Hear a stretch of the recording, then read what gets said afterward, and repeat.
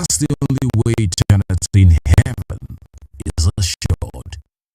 Whatever we say here, eternal life is not included. We have said nothing.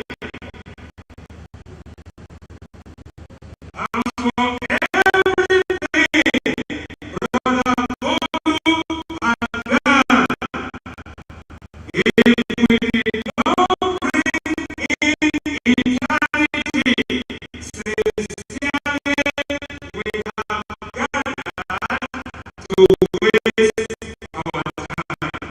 What is it that we are doing that does not involve eternity? What is it that you are running after that will not involve your hereafter? And that's why the Bible is saying that the greatest testimony of our life will be eternal life. And he says that life, the eternal life we are talking about is not in man, but the eternal life we are talking about is in the Son of Man. And this eternal life is found in Jesus Christ and Jesus Christ alone. Then the question is, have you accepted God's testimony? And that's the question of John in 1 John chapter number 5, verse number 10. And so if you are here and you are celebrating the life and times of our Lord, and you are here to accept the Lord Jesus Christ as your personal Lord and Savior, Brother Bolu is giving you a special opportunity tonight. The Trinity House Choir later rendered another special music and dance drama presentation which captured the attention of the congregation as they watched with keen interest. With the performance concluded, Senior Pastor of Trinity House Church, Pastor Itwai Gudalo, showered prayers on the nuclear and extended family members of the deceased, as well as his friends. The vote of thanks was thereafter delivered by the wife of the deceased, Oladuni Akinlubade, in company of her sons.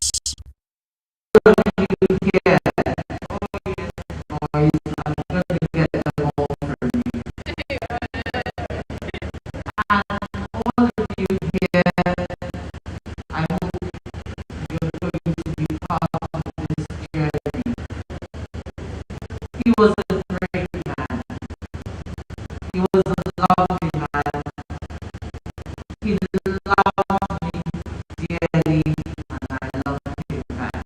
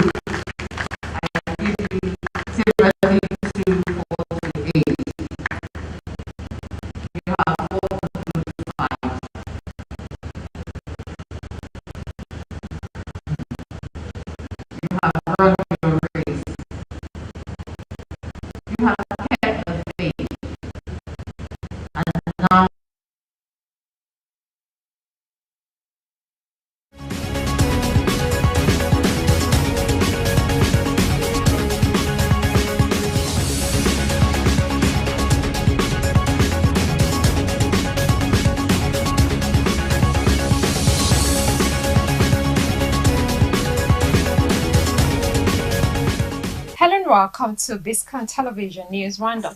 I'm Stella Opara. We'll begin with some of the stories that made headlines during the week.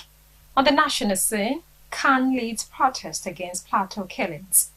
President Tinubu reduces entourage on foreign trips to 20 officials. In business news, Glo subscribers to be barred from calling MTN lines, says NCC. On the foreign scene, US-UK forces repel largest attack by Houthis in Red Sea. And in the world of sport, Ogumike leads US delegation to AFCON. Now the news in full. It was reported on Monday that the Federal Capital Territory High Court in Abuja has declared the prolonged detention of a former governor of the Central Bank of Nigeria, Godwin Emefiele, without trial as a flagrant violation of his fundamental rights. The court also slammed a 100 million naira fine against the federal government and the Economic and Financial Crimes Commission. It also restrained the federal government and its agents from rearresting or detaining Emefiele without an order of court. The judgment was given in a fundamental human rights suit filed by the former CBN governor following his prolonged detention in the custody of the Department of State Services. He asked the court to order the respondents to pay him 1 billion naira damages and to restrain them from further arresting and or detaining him. Also Monday, the Christian Association of Nigeria, CAN, led protest over continuous killings in Plateau State and other parts of the country. The protest, tagged Plateau Peace Walk, was led by the state CAN chairman, Reverend Polycarp Lubo, ECWA President Reverend Dr. Stephen Panya, Reverend Dr. Amos Mozo, Catholic Bishop of Jos, Most Reverend Matthew Audu, among other prominent Christian leaders in the state. The protesters, who were all dressed in black attire, started the peace walk at the PRTVC roundabout in Jos and headed to the Rayfield Government House, where they were received by top government officials, including the state governor, Caleb Mutfwang.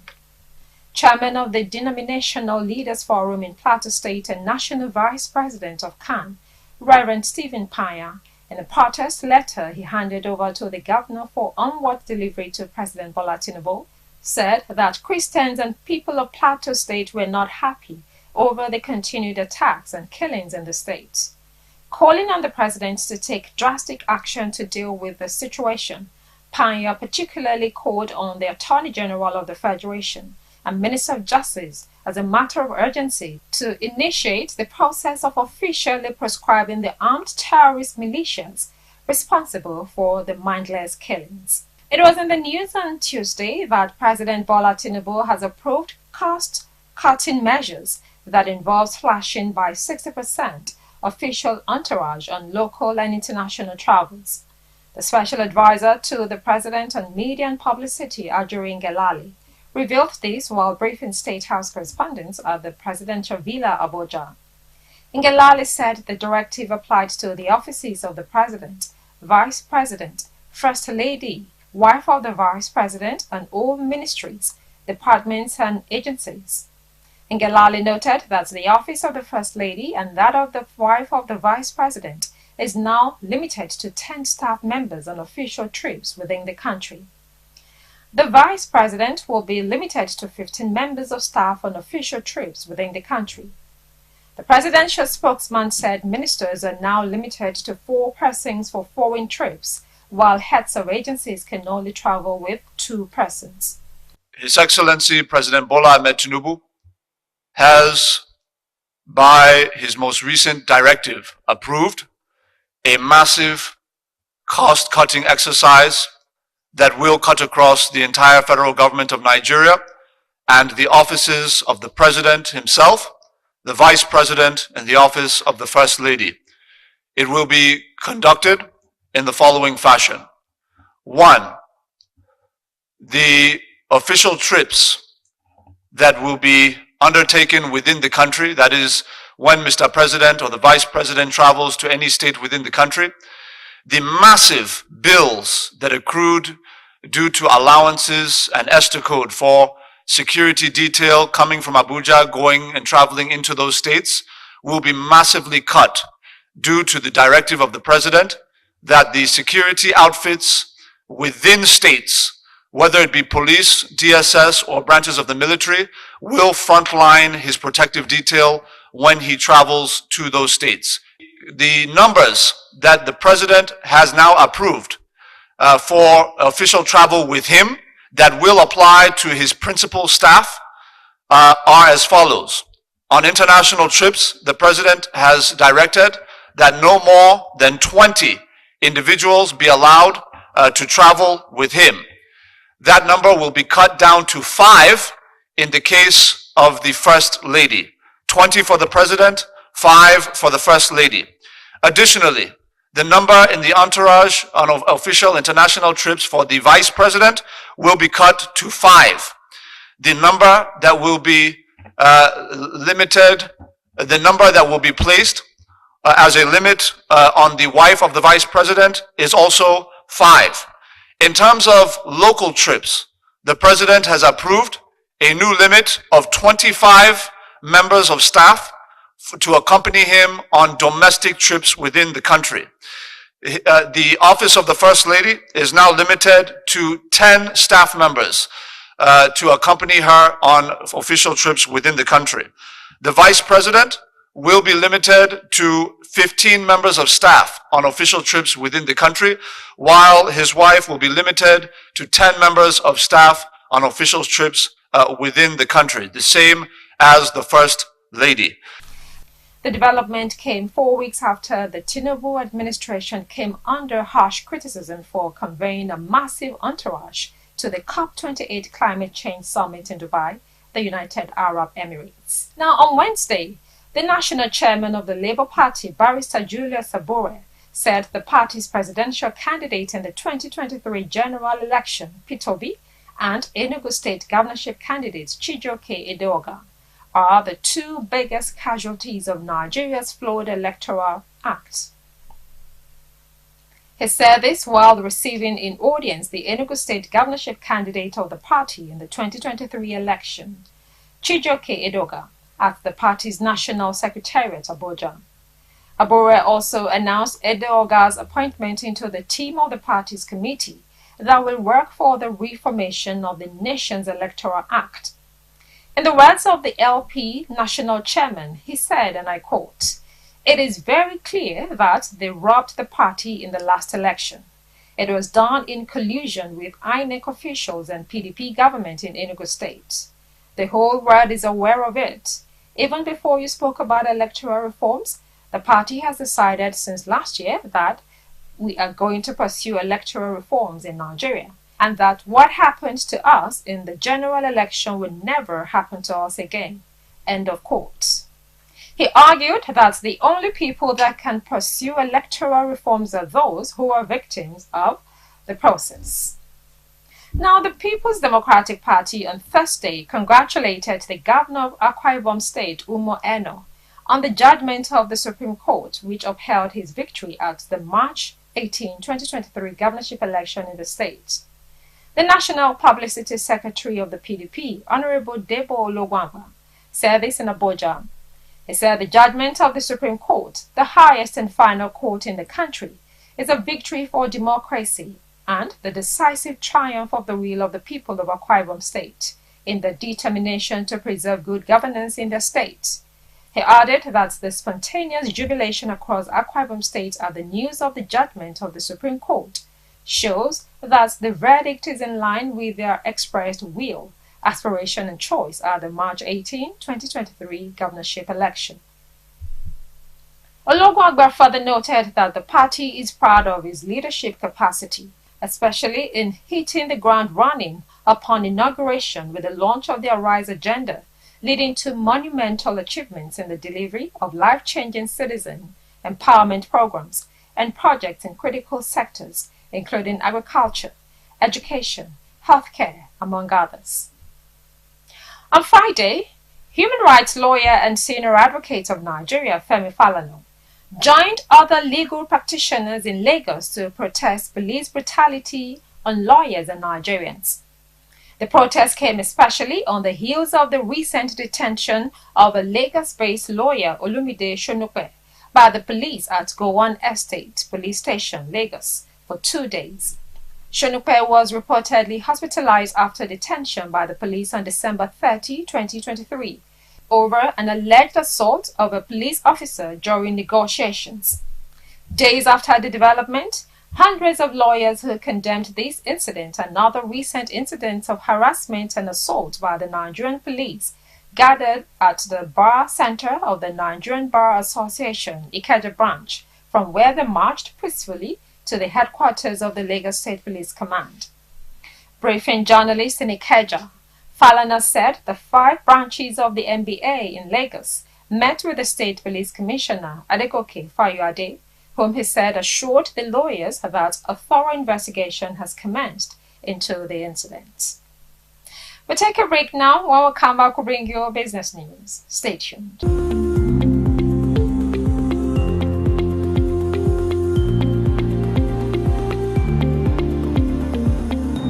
Hello and welcome to Business Roundup on Biscon Television.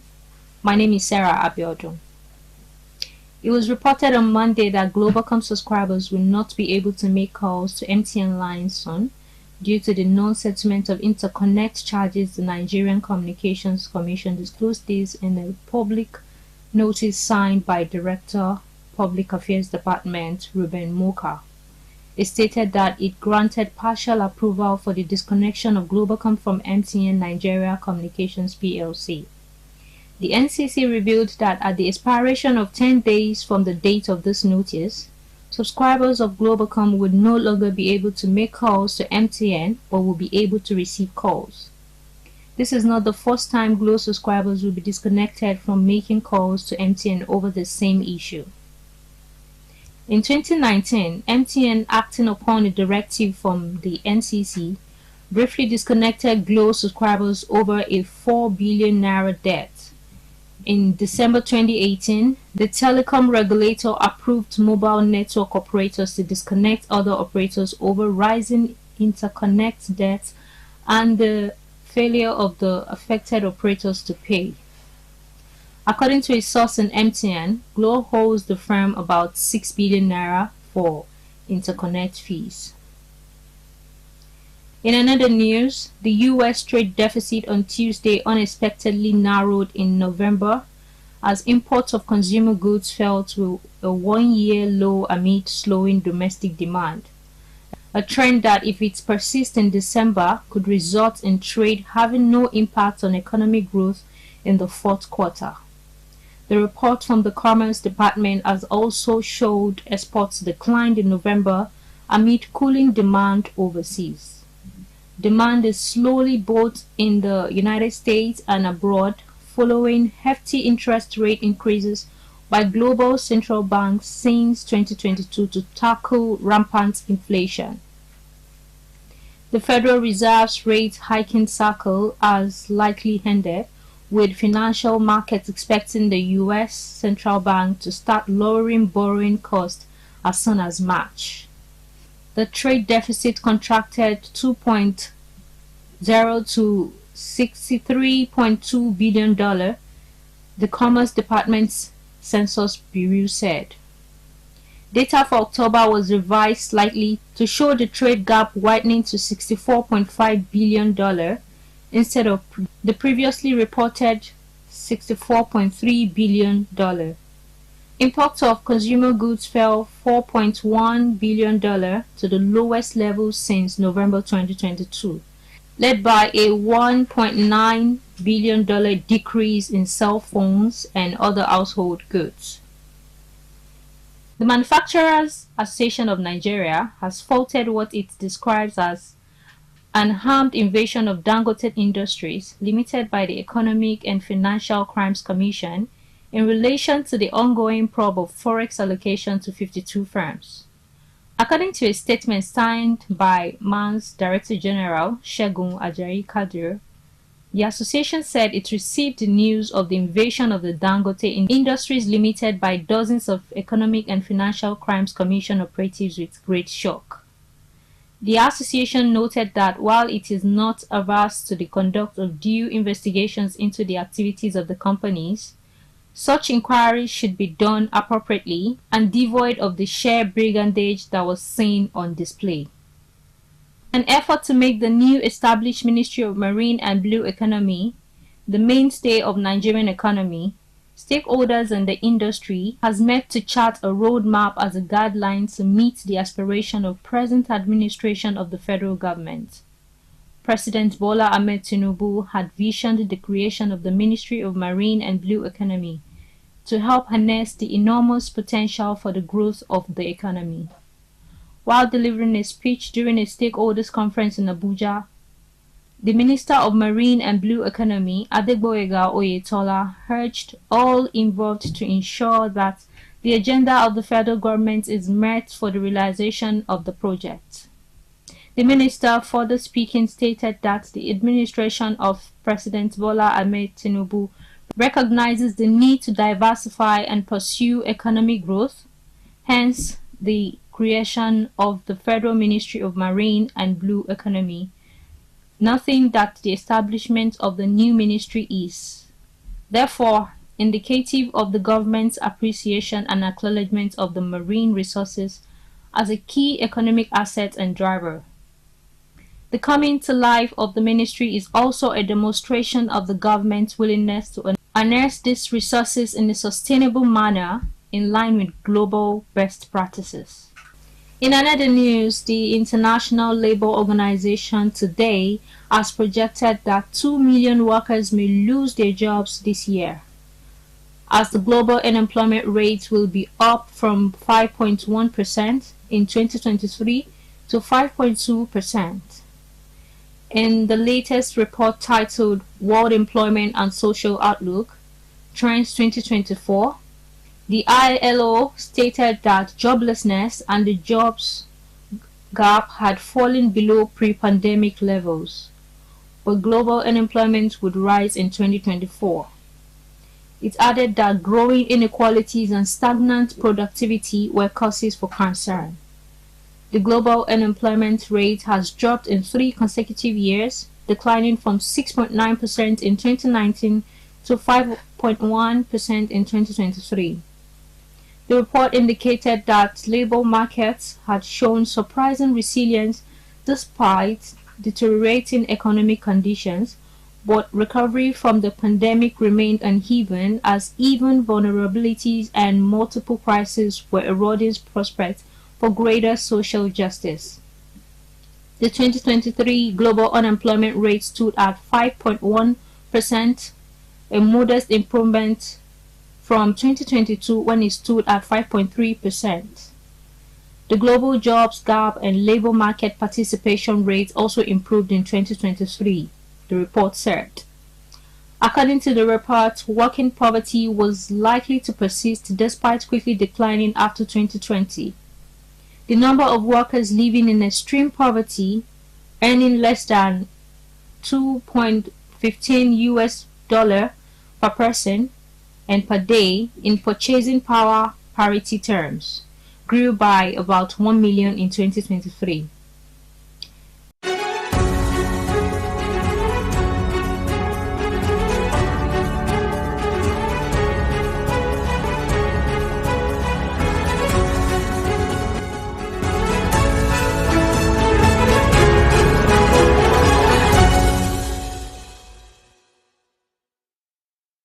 Welcome back to Biscon Television News Roundup. Now to foreign news. It was reported on Wednesday that US and British naval forces shot down 21 drones and missiles fired by Yemen-based Houthis towards the southern Red Sea, the United States said, with Britain hinting at further measures to protect international shipping lanes. British Defense Secretary Grant Shapps said it was the largest attack in the area by the militants to date, as the 3-month-long war between Israel and Hamas in Gaza spills over into other parts of the Middle East. U.S. Central Command said no injuries nor damage were reported, adding that this was the 26th Houthi attack on commercial shipping lanes in the Red Sea since November 19. Later in the day, Houthi military spokesperson Yahya Sari said the Iranian-backed militants fired a large number of ballistic and naval missiles and drones at a U.S. ship that was providing support to Israel. The attacks have seriously disrupted international commerce on the key route between Europe, and Asia that account for about 15% of the world's shipping traffic. In another story on Thursday, Iran seized a Marshall Islands-flagged oil tanker in the Gulf of Oman. Armed men wearing masks reportedly boarded the vessel St. Nicholas close to the Omani port of Soha and ordered it to sail to an Iranian port. Iranian state media, quoting the Navy, said the seizure was in retaliation for the ship and oil it had aboard, confiscated by the US last year. The St. Nicholas was in transit between the Iraqi port of Basra and its intended destination in Turkey. UK Maritime Trade Operations said it had received a report that 4 to 5 unauthorized persons, reportedly wearing military-style black uniforms with black masks, had boarded the ship at 030 GMT. They added that communications with the vessel had been lost and the authorities were investigating. Iranian state media quoted the army as saying the vessel is American, although it is Greek-owned. The company that manages it, Empire Navigation, said it was loaded with 145,000 tons of crude oil and was carrying 18 Filipinos and 1 Greek citizen as crew. The St. Nicholas was seized in April by the US under its previous name, the Suez Rajan, as part of sanctions enforcement against Iran. Now on Friday, Israel rejected as false and grossly distorted accusations brought by South Africa at the UN's top court that its military operation in Gaza is a state-led genocide campaign against the Palestinian population. It called on judges to dismiss South Africa's request to halt its offensive, saying to do so would leave it defenseless. South Africa, which filed the lawsuits at the International Court of Justice (ICJ) in December, asked judges in The Hague on Thursday to impose emergency measures ordering Israel to immediately halt the offensive. It said Israel's aerial and ground offensive, which has laid waste to much of the enclave and killed more than 23,000 people, according to Gaza health authorities, aimed to bring about the destruction of the population of Gaza. The Israeli Foreign Ministry's legal advisor, Tal Becker, told the court that South Africa's interpretation of events was grossly distorted. The 1948 Genocide Convention, enacted in the wake of the mass murder of Jews in the Nazi Holocaust, defines genocide as acts committed with intent to destroy, in whole or in part, a national, ethnical, racial, or religious group. Israel launched its war in Gaza after a cross-border rampage on October 7 by militants from Hamas, which is sworn to Israel's destruction. Israeli officials said 1,200 people were killed, mainly civilians, and 240 taken hostage back to Gaza. We also told you on Friday that Ethiopia's political parties have unanimously supported the country's maritime access deal with Somalia's breakaway province of Somaliland. The Ethiopian Political Parties Joint Council, in a statement late Wednesday, said it unanimously supports the Memorandum of Understanding between Ethiopia and Somaliland, following a review during its General Assembly in Addis Ababa. The Council said it has discussed the framework of the agreement, detailed content, and the opportunities and threats associated with the agreement, and confirmed its unanimous support for the agreement. The Council called on the government, political parties, and the general public to play a positive role in implementing the agreement with Somaliland. Ethiopia has been working to strengthen its relationship with the Horn of Africa countries to ensure that over 120 million citizens have access to the sea. Somalia has rejected Ethiopia's Red Sea port deal with Somaliland, calling it illegitimate, a threat to good neighborliness, and a violation of its sovereignty. It also recalled its ambassador to Ethiopia after the deal was signed on January 1st.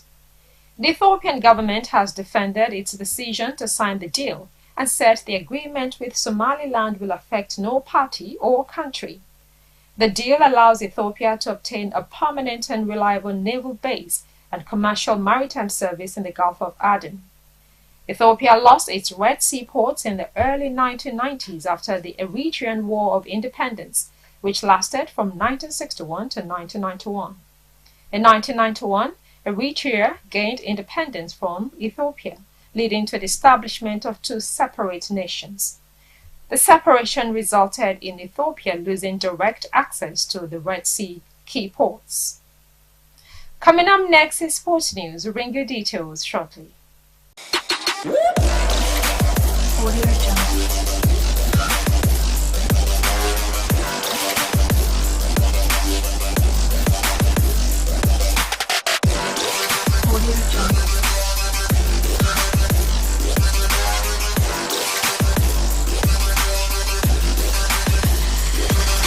Welcome back. If you're just joining us, you're watching Biscon Television News Roundup.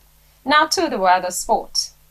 It was in the news on Tuesday that Fiji international rugby player Api Ratuniyarawa has been sentenced to 2 years and 10 months in prison for a series of sexual offences. Ratuniyarawa, 37, admitted to counts of assault by penetration and one charge of sexual assault by a hearing in December in relation to 3 young women.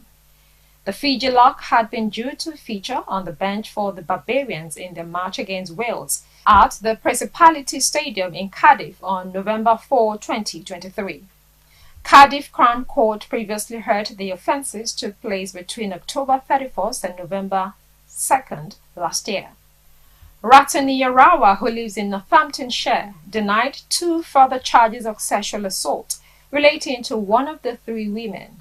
The sentencing hearing was told that Ratuniyarawa had travelled to Cardiff ahead of the Barbarians match to attend media commitments and training for the fixture. Now, legendary head coach Bill Belichick on Thursday confirmed he will leave the New England Patriots, ending his 24-season reign. The 71-year-old has been coach since 2000 and has won a record 6 Super Bowls and has been runner-up 3 times. But since Tom Brady left in 2020, they have made the playoffs only once, and on Sunday, they finished last in the AFC East for the first time in 24 years. Belichick said his departure was a mutual decision after discussions with Patriots owner Robert Kraft. Also on Thursday, ex-England football manager Sven-Göran Eriksson has been diagnosed with pancreatic cancer and has at best maybe a year to live, he said. The 75-year-old Swede, who has managed a slew of high-profile teams and took England to World Cup quarterfinals in 2002 and 2006, announced in February last year that he was stepping back from public appearances due to health issues. Eriksson said that in his doctor's assessment, he had at best maybe a year to live, at worst a little less. Born February 5, 1948 in Sunne in western Sweden, Eriksson, who goes by Svenis to Swedes, found success as a football manager after retiring from a modest career as a defender. In 1977, he became manager of Swedish club Degerfors IF. After leading the small club to success in lower divisions, he attracted the attention of bigger clubs. He went on to manage Sweden's IFK Göteborg before finding success internationally, managing Benfica in Portugal, as well as several Italian teams including Roma and Lazio. His most high-profile position was as the first foreigner to manage England's national squad. And finally in sports, Chinenye Ogumike, a member of the President's Advisory Council on African Diaspora Engagement in the United States and 2-time Women's National Basketball Association All-Star, has been appointed by President Joe Biden to lead the delegation of sports envoys and U.S. officials traveling to Abidjan, Côte d'Ivoire for the 2024 Africa Cup of Nations, Africa's largest sporting event. The delegation, according to a statement by U.S. Department of State, will harness the strength of the African diaspora, showcase U.S. investments in Côte d'Ivoire, and strengthen cultural and economic ties between African communities, the global African diaspora, and the United States. The tournament, which will start on January 13, 2024, with the opening match between the host country, Côte d'Ivoire, and Group A opponent, Guinea-Bissau, will end on February 11, 2024. You're still watching Biscon Television News Roundup. Coming up next is entertainment news. Stay tuned. Hello and welcome to Showbiz News Roundup. Tiwa Savage ex-husband T Bliss sent a strong caution to Afrobeat sensation Davido, accusing him of disrespecting his wife and family. This comes days after Tiwa Savage and the Grammy nominee unfollowed each other on the image-sharing platform, stirring speculations amongst fans. Without stating the exact issue, T Bliss called out Davido on a post highlighting the affection that his son, Jamel, the mother of his son, and himself have extended to Davido's daughter. T Bliss asserted that it would not tolerate any disrespect towards his family and pledged to safeguard them, vowing to impart a lesson to the Grammy-nominated singer. Controversial activist Very Dark Man is already gearing up for the upcoming birthday of the famous blogger Tunde Ednut as he gifted him a cow. Very Dark Man, who took the fall last year after Tunde Ednut's Instagram page lost over 7 million followers for publicizing him, seems to be reciprocating the kindness ahead of his birthday. The popular socialite claims that Tunde Ednut advised against purchasing cows just yet due to the expense of caring for and feeding them while the D-Day is far off. Nevertheless, he announced that he had paid for the cow, which will be picked up on Tunde Ednut's birthday in a few days later. Ednut has taken it upon himself to celebrate his birthday in style every year, receiving gifts of cash, cows, and other stuff. Veteran actor Kanayo shared advice with the public as he gifted an old friend he used to dig pit latrines with in the past. The seasoned actor posted a video of himself with some family members while cooling off in his village. KOK continued by revealing that one of the men, the one seated next to him, had been his partner in the early days of hustle. He remembered digging pit latrines for people. Kanayo underlined how important it is for people to constantly watch out for their childhood friends, regardless of whether they are superior to them or wealthier than them. He went on to give the man some cash, which left him super excited as he appreciated KOK for the kind gesture. Joseph Alaba, the father of the deceased singer Ilerioluwa Oladimeji Alaba, popularly known as Mohbad, has leveled serious accusations against his son's wife, Wunmi, and lawyer, Femi Falana. During an interview with a newsman, Joseph claimed that his life was under threat from his daughter-in-law and a legal representative, expressing distress. Mohbad's father asserted that he was at loss regarding where to find safety, as both Wunmi and Femi Falana were allegedly issuing threats of harm against him. He affirmed that his daughter-in-law threatened to take his life during a phone call made to him through a strange number, adding that he recorded the call for evidence sake. The interview has since generated a wave of reactions from social media users who believed his claims, while others accused him of looking for attention. ESPN has returned more than 30 Emmy statues after award hosts uncovered a ploy in which some network employees used fake names to circumvent eligibility rules. The network has said the ploy was a misguided attempt to recognize on-air talent that were not eligible for certain categories. The awards won were reportedly re-engraved with the real names of the on-air personalities. Details of the ploy were first uncovered in a report by sports publication The Atlantic. The National Academy for Television Arts and Sciences, NATAS, the organization behind the Emmys, told The Atlantic that it identified a number of fictitious credits submitted by ESPN to multiple sport Emmys competitions. NATAS then notified ESPN senior management of this finding, who has since apologized and reprimanded those who were responsible. The Athletics report centered around ESPN's College Game Day program, which nabbed 8 Emmys for Outstanding Weekly Studio Show between 2008 and 2018. Until